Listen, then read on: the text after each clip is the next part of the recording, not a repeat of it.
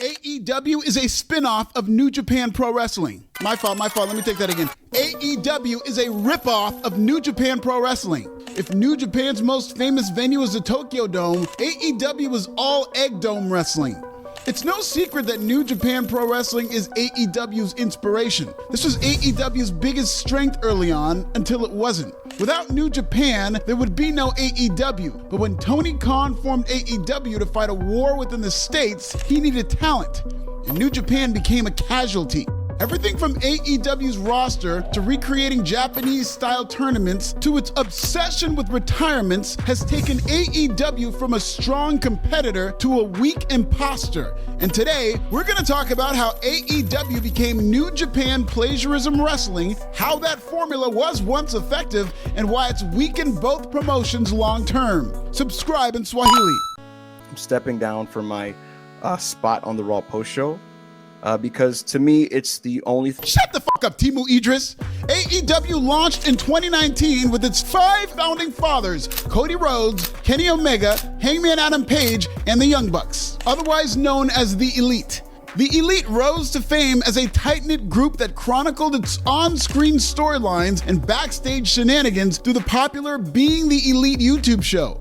BTE gained a cult following, with the Elite mostly shooting angles for Ring of Honor and New Japan Pro Wrestling as part of the Bullet Club.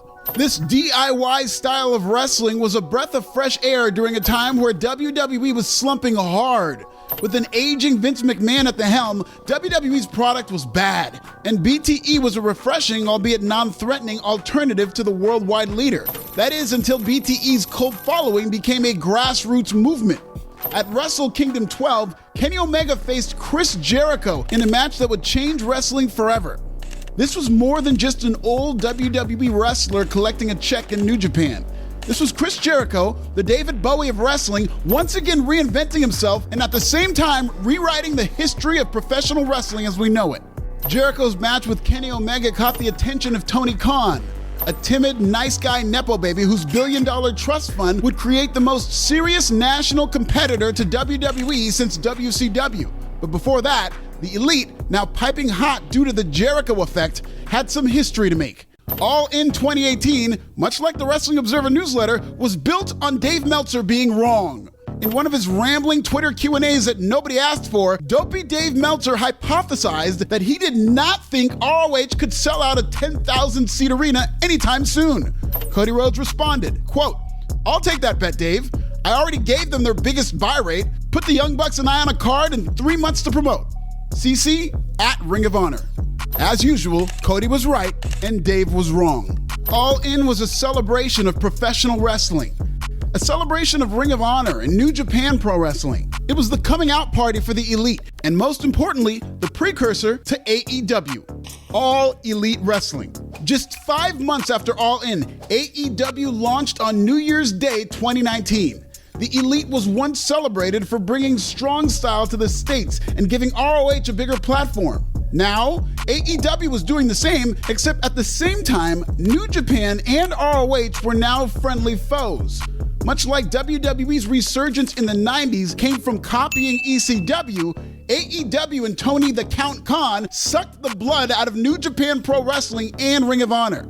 It wasn't even that long ago, April of 2019, that New Japan and Ring of Honor headlined a Madison Square Garden Super Show, much to the chagrin of WWE, who tried to get it blocked. But by the 2-year anniversary of AEW Dynamite in 2021, New Japan Pro Wrestling's leadership went up in flames. They've shuffled through 3 presidents since 2018. Harold Mage and Takami Obari stepped down due to gross incompetence, just like that nigga Ibou. I'm stepping down from my spot on the Raw Post Show. With AEW siphoning talent from New Japan, the two promotions were far from partners. And after being inspired by AEW Wrestle Kingdom 12, Tony Khan created a New Japan toy chest of his own.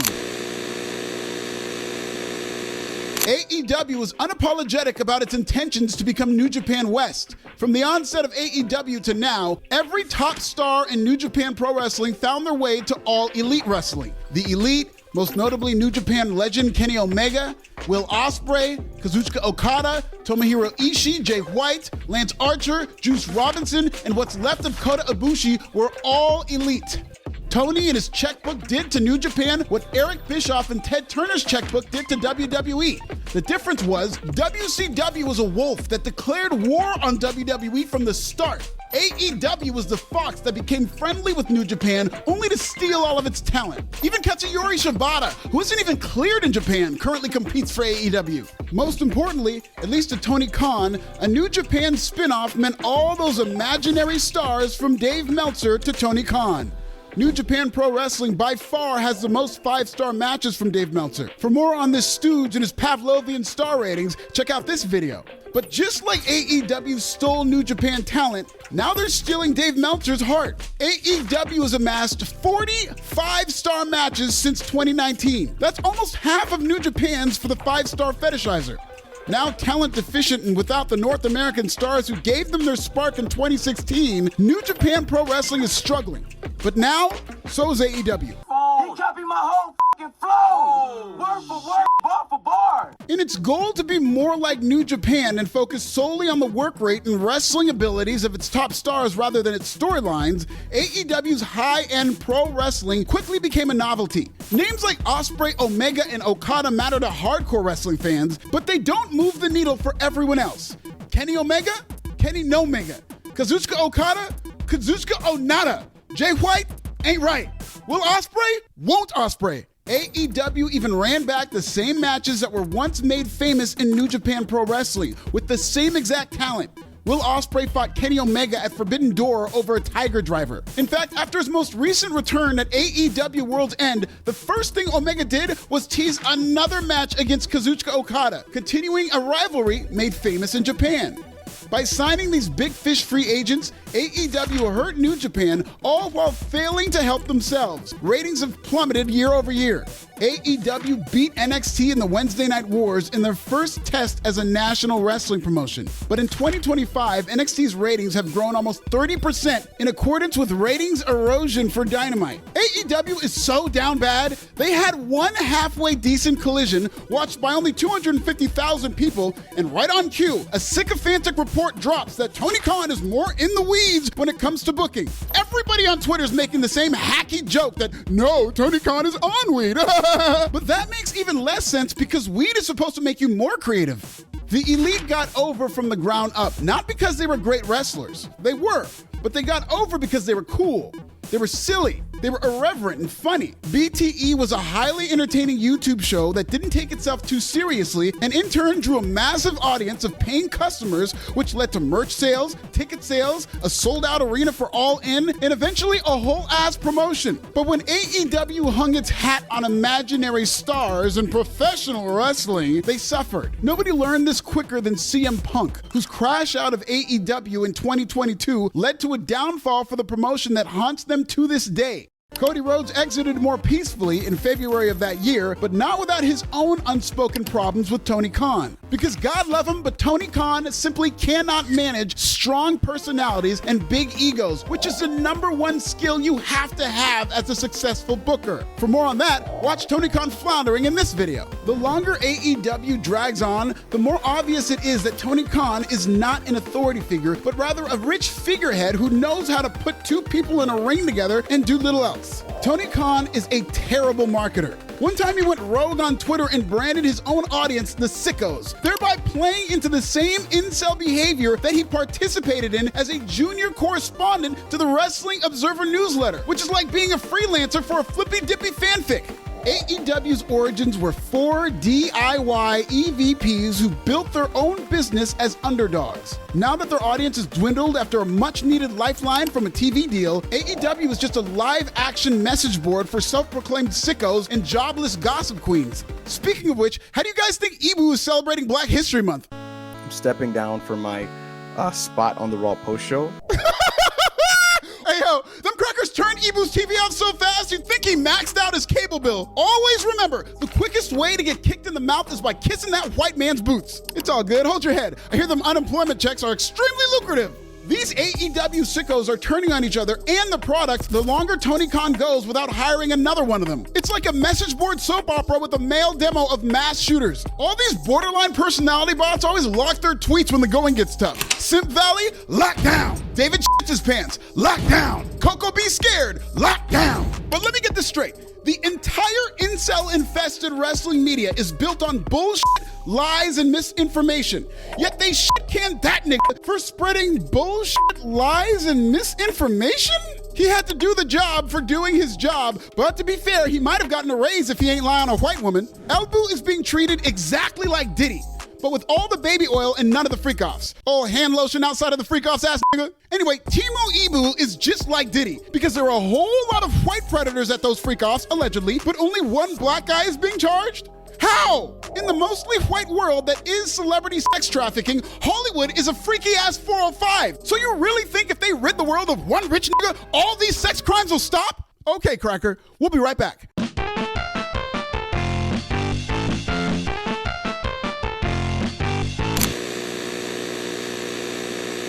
In March of 2019, New Japan legend Jushin Thunder Liger announced a year-long retirement tour that concluded in January of 2020. His retirement ceremony was widely considered one of the greatest of all time, or at least that's what AI told me. The Great Muta's retirement tour ended in Pro Wrestling Noah with the final bye-bye, but not before his final match in New Japan Pro Wrestling alongside Yano and Kazuchika Okada.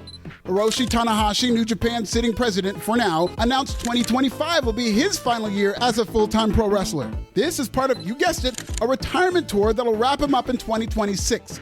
Point is, New Japan loves retirement more than Terry Funk, RIP. And they love retirement celebrations even more. Like they've done their whole existence, AEW has stolen New Japan's whole flow with its own abundance of retirement storylines.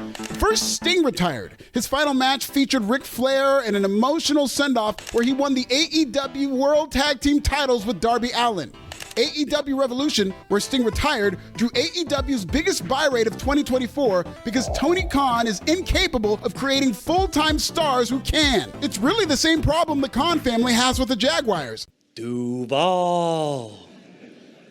Of course, AEW didn't stop with Sting. In August of 2024, at their biggest show, All In, Bryan Danielson won the AEW World Championship at age 43 as part of his own retirement tour. Danielson hung up his boots as a full-time wrestler with a deflating loss to Jon Moxley less than 2 months later. Now, Jeff Jarrett is announcing his final run, where he intends to win the AEW World title by the end of this year. It's like AEW's retiring wrestlers are becoming their own division. Tony Khan's retirement fetish, just like his lusting for imaginary stars and wrestlers from Bushi Road, is a direct result of his New Japan obsession. Every aspect of AEW is like a weaker, more watered-down version of New Japan Pro Wrestling.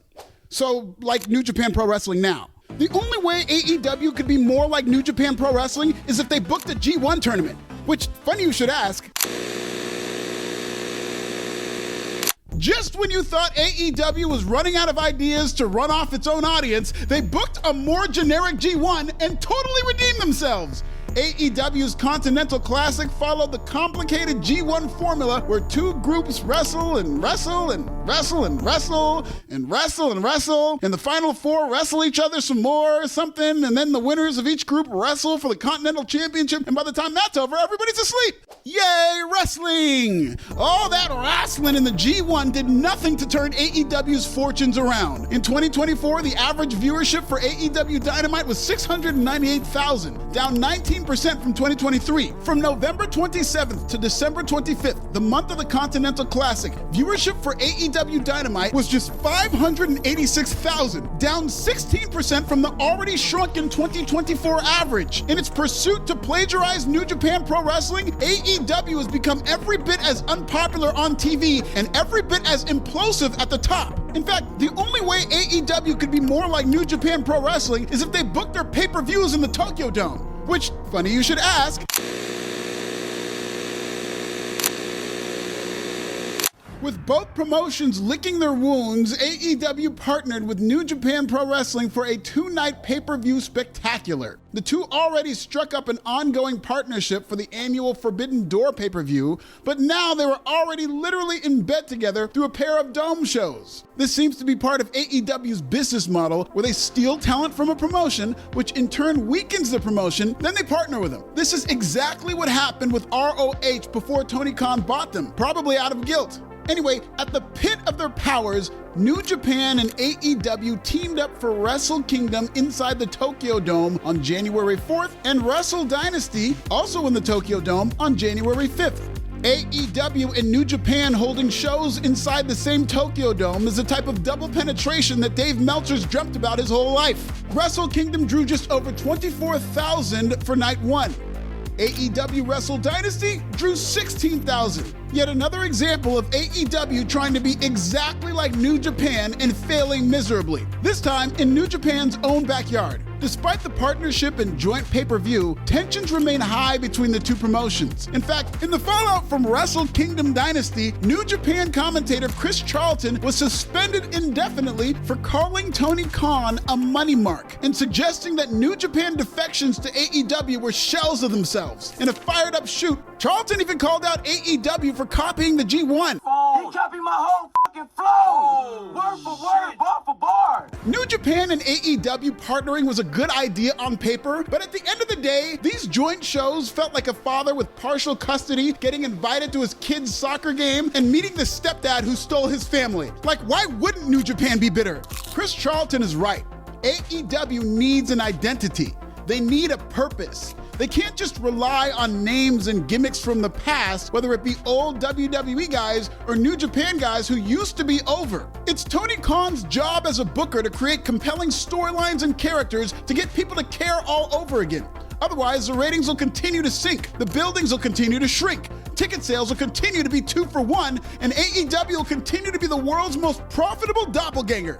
Get it how you live. Check out this video and subscribe. Is AEW a New Japan plagiarist, an ROH plagiarist, or all the above? Tell me in the comments!